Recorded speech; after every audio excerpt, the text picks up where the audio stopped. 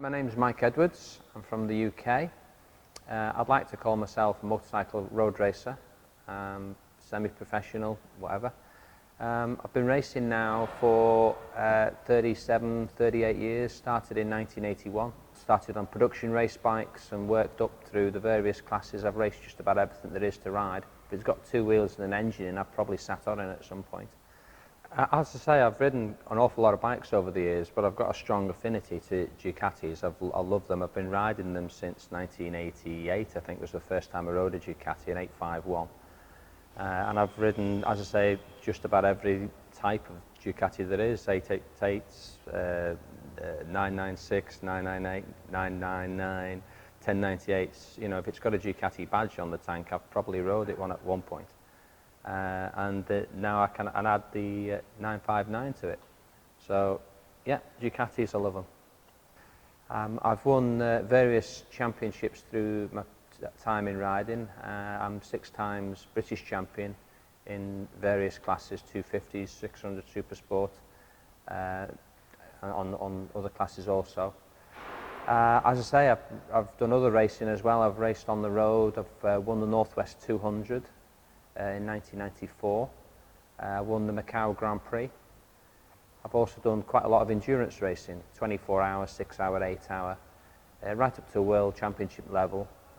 Raced at Suzuka and had a fantastic career and really enjoyed myself.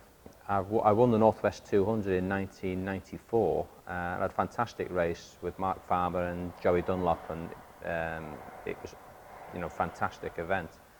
Macau, I went there the first time in '94 and came second. I won one of the races because they had 2 races and then they added the points together.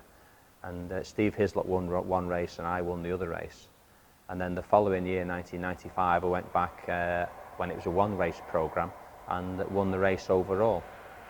And that's what I'd like to also help with here, is to try to hand on some of what I've learnt to the other riders, but other riders are coming as well. So the level of riding is really strong at the moment and it can only grow. So let's see what the future brings.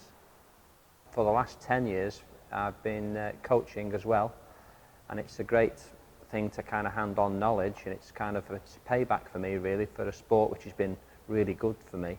I was invited by Carl from Furiosa Racing to come along and first of all come along to race, but I like to be professional, so I thought I'd come and do a track day first of all and see what the biking culture was like. It's right from the guys from the road, the expats and the locals who all come to race and do track days, and it's quite a buoyant market. I'm really surprised and pleased. I'd like to come back over again and do some coaching and work with the guys and pass on some knowledge. I've been racing on one of the Ducati 959s in the series, did the first round, and it's been really good. I've really enjoyed myself. I was really surprised by the level of riding out here. The quality of riders, particularly at the front, because it's not much fun really coming to anywhere and then just cleaning off and disappearing off into the distance and winning the races hands down. I'd rather come second or third and have a really good battle, and that shows a good content, a good strong front group. And that's exactly what happened. I had a couple of great races, good strong races and really quick times, and the level of riding is really good. The series is quite well promoted. It's very professionally run. The organisation at the circuit is great, and the whole thing is really starting to move forward. And another thing also is how friendly people are. It's a real open book. Everybody's been so helpful, and I'm really pleased and honoured to be here. Looking forward into the future, the class can only grow, and everybody's attitude is strong, and I think people are going to start to come into the series, and I'm just glad to be here now, and I'm hopefully going to come back because it's nice to be in the first wave and really enjoy myself.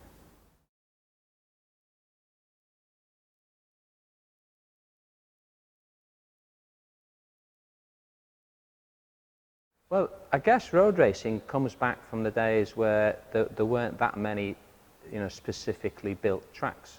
And an awful lot, particularly in Europe, an awful lot of the road racing circuits, and even some nowadays, still run on road circuits. Particularly in the Isle of Man is famous for the Isle of Man TT circuit. And in Ireland, you've got lots of roads, true road circuits over there. And 2 or 3 towns, they'll basically close all the roads and they race from town to town in Ireland. And they absolutely live for it over there.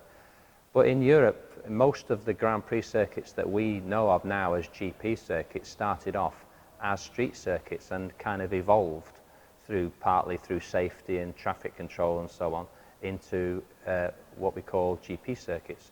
So the name is kind of a historical hangover from that period where it was proper road racing. Now people call road racing, effectively it's racing on a track, closed circuit if you want to call it. It's a completely different genre. It really is. It's if you think of it in like motocross terms, racing outdoor in a motocross and then going indoor, it's a completely different kettle of fish, really. Road racing obviously has its downsides, because if things go wrong on the road, you very quickly start hitting things. When I first did the Northwest 200, which is a 9-mile circuit in Northern Ireland, I did 4 laps of practice and came in and told me Dad we're going home. I said, this is really completely stupid. And he calmed me down, and one of the Irish lads took me out, and we had a few drinks, and he kind of calmed me down. And then he kind of taught me a little few techniques of how to ride on the road. And he says, you ride it like a horse. He says, let the bike move around, because the thing was just bouncing around all over the place. And he says, no, let it loose, and relax on the bike. And a guy called Brian Reed, and he probably was one of the persons who instigated almost how I ride, nice and relaxed on the bike. And it worked. And I came 5th in the first superbike race over there, so I was pleased anyway. But the racing on the road, you do have to ride with, I would say, a lot more respect of not just your competitors, but of where you are. Because if things go wrong, it goes wrong very spectacularly. I've raced at Macau, for instance, and Macau was a GP circuit, and it's got Armco literally at the edges of the track. So going round some of the corners at Macau, you literally would hit your head or your shoulder on the Armco, and you see a lot of pictures now, and you'll see the riders ride as they go around the corners, they move the shoulder, because the shoulders would normally rub against the Armco. And of course, it's very unforgiving. I fell off at Macau in '96, but I managed to fall off at a relatively slow corner, and it was quite unspectacular. But it's not very forgiving. Road circuits aren't very forgiving.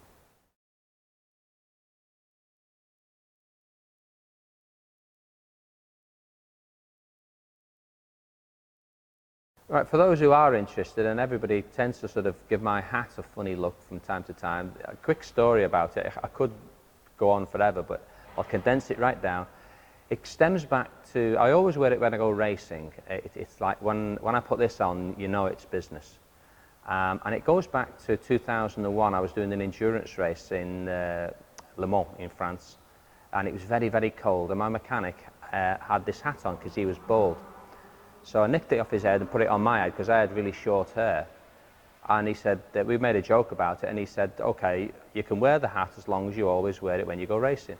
So that's what I do. I've honoured the hat by always wearing it when I go racing, and it's become quite famous. It comes from Guatemala. He'd been on holiday in Guatemala, that's where he got it from. And the colours represent, each different colour represents a different area within the country, so it's all about Guatemala. But the hat itself has got its own little part on my website, and it's been all over the world with me. It's travelled to all the countries and all the tracks I've raced at, and it has almost its own identity, and it's fabulous because you can get into paddocks just wearing my hat, because you walk up to the security guard and they clock the hat, they look at you and they look at your ticket or whatever to get in, and you don't need to show your ticket anymore because they walk up and it's the strange dude with a weird hat, and you just get in every time. And that's the hat of honour anyway. How can you get one? Well, I originally, when I first got it, the original hat lasted about 8 or 10 years, something like that, and it started to fade, and with being in and out of my race bag, it just got a little grotty. So through a lot of hard work from my wife, she tracked it down where it came from, and we found the shop and the lady who made them, and we got 50 made. And with my coaching, what I used to do is give one away to all my clients. And because the hat is, should we describe it as unusual, not a lot of people actually wear them. However, a few people do, and there's one chap, for instance, who wears it, who looks similar to me, and he often gets asked, "Hey Mike, why don't you do this? Hey Mike, will you coach me?" And he has to tell him, "I'm not Mike Edwards." But no, it's a funny little story, and it's the hat of honour. It's great.